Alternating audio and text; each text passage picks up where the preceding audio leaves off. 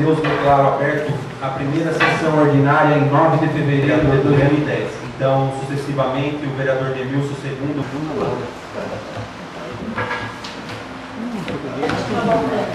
Presente.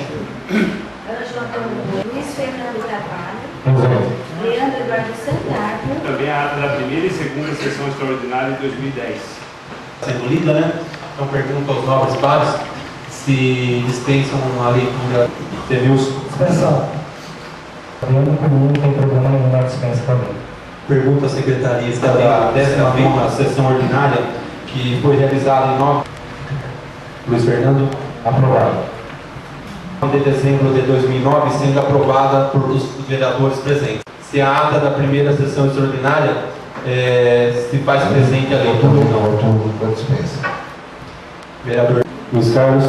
Aprovado. Nalim. Os vereadores presentes. Também a pedido do nobre vereador Nalim.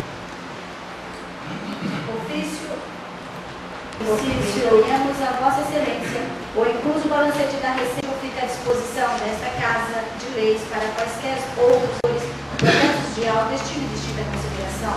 Atenciosa.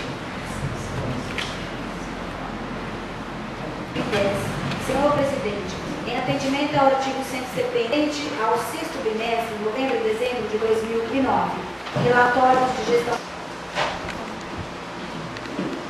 Não.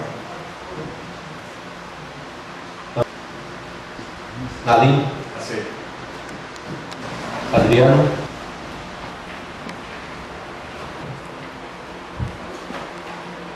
Demilson. Não. Sim. Adriano. Sim. Rodrigo. Sim. Referente ao mês de janeiro de 2010. Luiz Fernando. Antônio. Sim. Luiz Carlos. Sim. Nalim.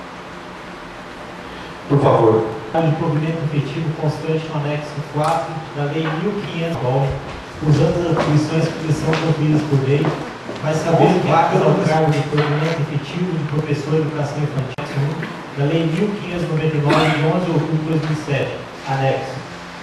Pelos motivos assim expostos, esperamos que Vossa Excelência Escrivagulho, prefeito municipal.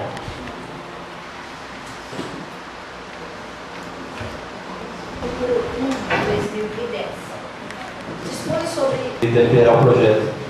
A casa já está fazendo a deliberação menor. Desculpa. Nas férias. Senhor Presidente, eu peço pelo artigo 31 da Constituição Federal e artigo 29, inciso 19. De Analândia, 8 de fevereiro de 2010, Leandro Eduardo Santarco, vereador. Crédito fácil e preço justo.